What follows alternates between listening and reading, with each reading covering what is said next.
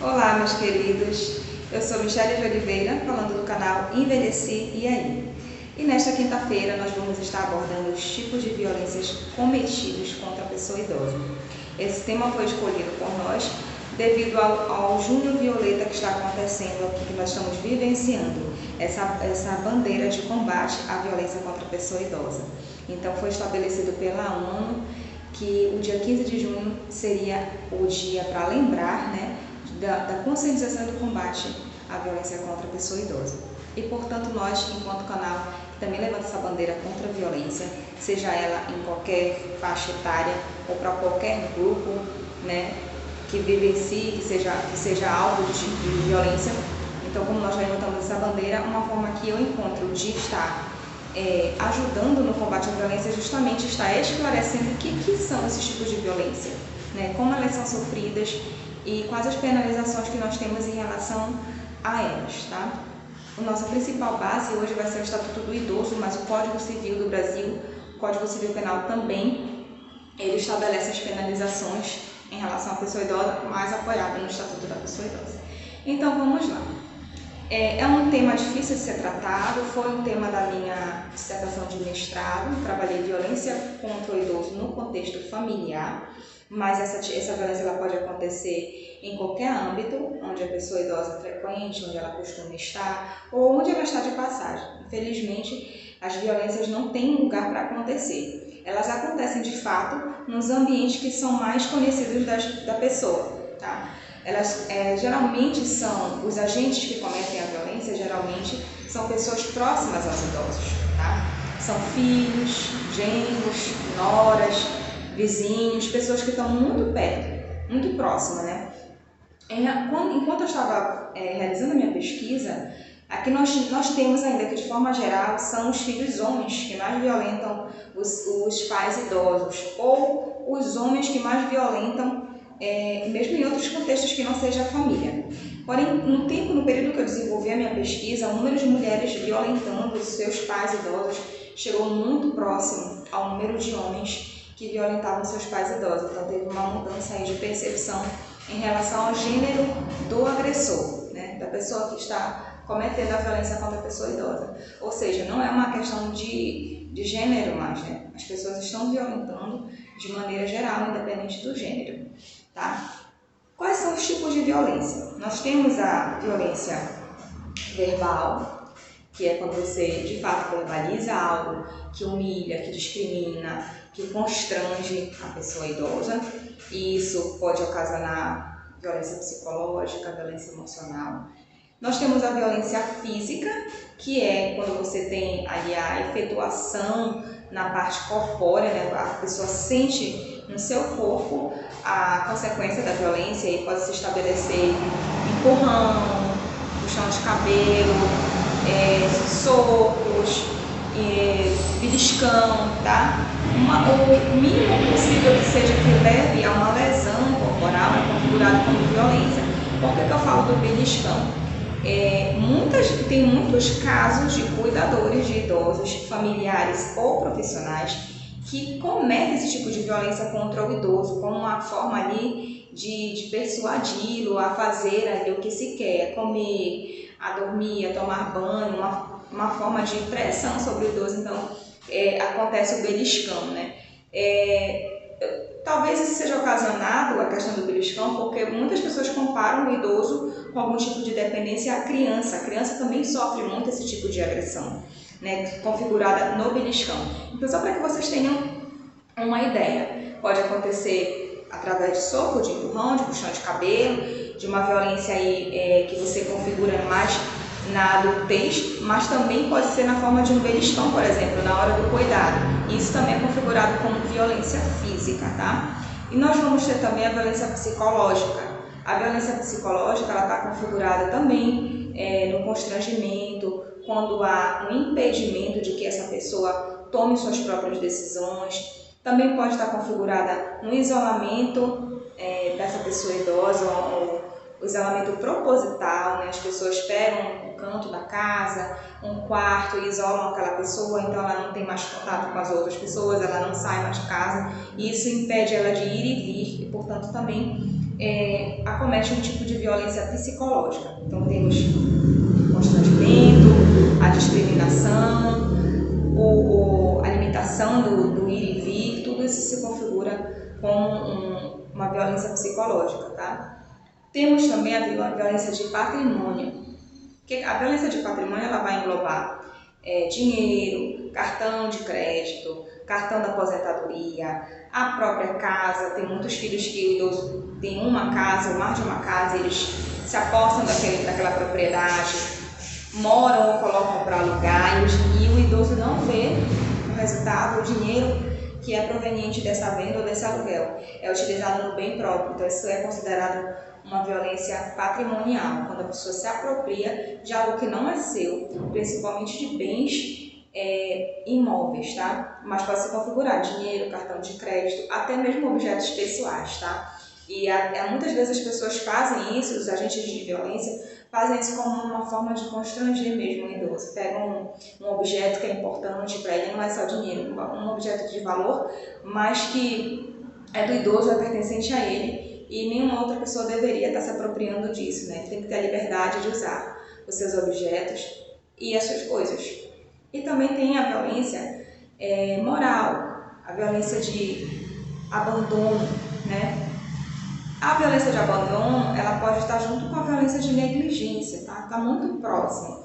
Como é que se configura a violência de abandono? É quando o responsável ou o cuidador desse idoso, ele deixa esse idoso em algum lugar público ou mesmo na rua, porque eu já tive casos de filhos que abandonaram os pais na rua. E ele passou a ser morador de rua. Então, isso se configura abandono. Mas o que a gente mais vê é quando o idoso entra numa situação de doença, né? E aí a pessoa interna esse idoso em alguma instituição pública ou mesmo privada, pode acontecer nos dois ambientes, e esse idoso é esquecido lá, ele fica internado, ninguém vai ver, ninguém vai visitar, ninguém vai cuidar. Isso se configura crime também. Agora também se configura crime porque nós temos instituições de longa permanência, onde as famílias que não têm condição de cuidar desses idosos podem acionar essas instituições para que o idoso fique abrigado lá. Ainda que esse idoso seja colocado lá por um familiar, se esse familiar ele não cumprir com a responsabilização dos cuidados, material de higiene, as necessidades todas que o idoso vai precisar nessa instituição, isso também é configurado como abandono. Não adianta a pessoa colocar o seu pai, o seu idoso que necessita desse cuidado de abrigamento e não ir cuidar, e não fazer a sua parte, também vai ser configurado como abandono, tá bom? Então esses são os principais tipos de violência. A de negligência, que eu já ia esquecendo de falar, ela está muito atrelada às questões de saúde, de alimentação. Se você deixa de alimentar, se você deixa de prestar socorro, se você deixa de dar uma medicação, ou se você faz uma medicação incorreta, isso é configurado como negligência, tá? Inclusive, nós temos todos que estar muito atentos quando temos idosos em casa que fazem uso de medicação contínua. Tá? A pessoa que fica responsabilizada por esse cuidado, ela tem que prestar atenção à hora, a interação medicamentosa tem que estar toda orientada, porque se ela não faz isso de maneira, se ela deixa de fazer, ela está cometendo crime de negligência, e se ela faz de maneira incorreta, ela também está cometendo crime de negligência. Tá legal? Então são esses principais tipos de violência que são cometidos contra a pessoa idosa. Eu estou bem séria hoje porque o assunto é sério. Necessita de uma reflexão, né? Importante que a gente possa estar debatendo, conhecendo mesmo a fundo e refletindo sobre esses acontecimentos, porque a violência em si, gente, ela não tem uma explicação de como ela ocorre. Por que ela ocorre? A investigação que eu fiz, como foi com famílias, a gente percebeu que a violência é intergeracional, ou seja, ela acontece de geração em geração e as pessoas vão copiando esse tipo de comportamento e naturalizando. Então, muitas vezes também a pessoa comete negligência, por exemplo, por omissão, né? Eu sou omissa, logo eu sou violenta, porque a violência é a ação ou a omissão, né, de ação. Então, se você comete ação, você é violento, mas se você também fica omisso, não comete diretamente, mas se omite a denunciar, se omite a fazer algo para que aquilo se resolva, você também está cometendo violência. Gente, o Estatuto do Idoso, que tem aqui, ele traz os crimes específicos para a pessoa idosa lá no seu artigo 95. tá? E vai até mais ou menos o artigo 108 falando dos crimes contra a pessoa idosa. Lá, eu não vou detalhar aqui para a gente não se alongar, mas a gente pode estar vendo um outro momento para a gente estar até entrando ao vivo, talvez pelo Facebook ou pelo Instagram, que já está sendo elaborado, para a gente estar detalhadamente lendo a letra de lei e explicando as penalizações para vocês, que vocês entendam que, é claro que é difícil falar sobre violência, mas nós temos que saber que existem penalizações, existem legislações que asseguram, né, que as pessoas que sofrem violência, elas vão ser, de certa forma, protegidas ou vão ter sanada a sua situação de violência, porque isso tem na legislação. Então, vou falar de maneira geral para vocês, porque lá não está especificando a violência física, violência verbal, violência emocional, violência de patrimônio, não está escrito assim. Ele está descrevendo o que são cada uma dessas violências nos seus artigos e destacando as penalizações. Então, de forma geral, nós temos penas que variam de 6 meses até 5 anos. Sempre que ocorre uma lesão corporal grave, essa pena é aumentada pela metade, por 1/3, perdão. E sempre que ocorre morte por via dessa violência, essa pena é aumentada de mais da metade, né, do que está estabelecido, e aplicado a pena de reclusão, que é o maior, porque existe a detenção, onde o sujeito é convidado, né, a comparecer às delegacias e ali dar a sua explicação sobre o que aconteceu, mas aí geralmente a detenção, a pena dela, ele cumpre ou em regime aberto ou semiaberto. Já quando há uma reclusão, que a pena é maior, o regime acontece de totalmente fechado, então é uma pena maior, tá? Quando há caso de morte, as penas vão até 12 anos. Então, a lei está aí, existem penalizações para quem comete violência, isso é algo sério. Agora, para finalizar para vocês, que é por isso que eu não vou adentrar aqui no Estatuto do Idoso, mas já estou localizando para vocês. Quem não tiver o Estatuto do Idoso, é muito fácil de você encontrar aí na internet, baixar um PDF para que você tenha acesso. Mesmo você que não está ainda na velhice, na fase da velhice, pode estar acessando para ajudar outros idosos, para ajudar vizinhos, para conscientizar a tua comunidade sobre o que o Estatuto da Pessoa Idosa traz, de que forma se regulamenta todas as questões em torno do envelhecimento. Então é muito fácil de achar esse material aqui, tá, gente? Todos podem acessar. Eu quero falar com vocês, por último agora, sobre violência simbólica, né? Que é um tipo de violência que tem crescido e ela cresce de maneira muito sutil. Quando você vê, ela já está instalada. Então, o que é violência simbólica? O simbolismo, ele vem do jeito como que você enxerga o mundo ao teu redor, como você enxerga a tua comunidade. Então, para exemplificar o que seria a violência simbólica contra o idoso, nós estamos vivendo aí um período pandêmico, onde vocês puderam acompanhar que foi dito nas mídias, foi sugerido nas mídias que como a população idosa era a população mais vulnerável ao coronavírus, ao Covid-19, então que ela poderia, por exemplo, ser só essa população isolada e que tudo estaria resolvido. Então isso é um tipo de violência simbólica, porque você não está pensando, não está levando em consideração o que aquelas pessoas acham, o que aquele público, como que ele vai se sentir, né? Quando você comete violência simbólica, você também coloca essa velhice que ela é plural como uma velhice homogênea, como se ela fosse igual para todos, né? Como se a velhice fosse uma única velhice para todos, e não é assim. Nós temos velhices, nós temos heterogeneidade, nós temos pluralidade quando falamos do processo de envelhecer. Assim como em qualquer outro ciclo vital, nós somos plurais, nós somos pessoas diferentes umas das outras, seja em qualquer ciclo que nós estejamos da vida. Então a violência simbólica ela se dá nesse ato, quando as pessoas pegam um determinado perfil, isolam e decidem questões muito importantes, tratando aquele assunto como se ele fosse homogêneo. E não é bem assim, sem consultar essa parcela da população. Sendo, gente, que o simbolismo da violência nesse sentido, ele acontece com a confirmação dos dois lados, de quem comete violência e de quem sofre violência, porque como ele acontece de maneira sutil, esse processo, esse fenômeno da violência simbólica, você não se dá conta do que está acontecendo e você vai permitindo que essas coisas aconteçam. Então olha o que aconteceu agora, em pleno Junho Violeta, né, ficou estabelecido o CID-11, né, que o CID é um código internacional que a ONU utiliza e as áreas de medicina utilizam para codificar as doenças. Então foi estabelecido dentro do CID-11 um código que diz que a velhice é uma doença, né?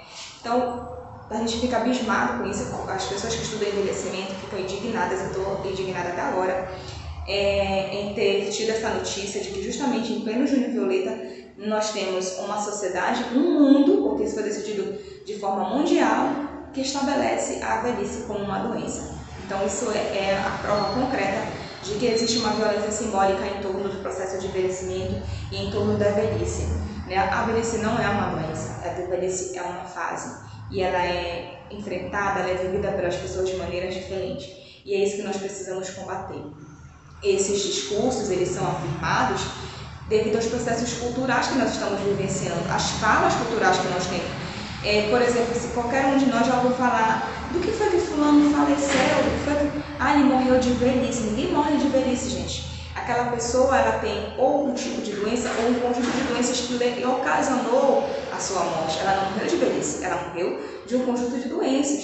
Que sim, ele pode ser mais pertinente a quem está na fase da velhice, mas isso não é uma afirmação geral.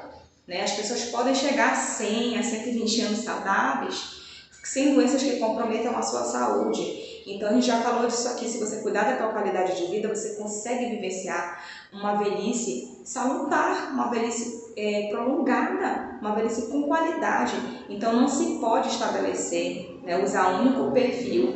E mesmo que tenha esse perfil, você não pode dizer que uma fase é uma doença, uma velhice é uma fase vivida por cada um de nós de maneira diferenciada, de maneira heterogênea, de maneira plural. E é lindo você ser longevo, numa sociedade que prega a juventude, a jovialidade.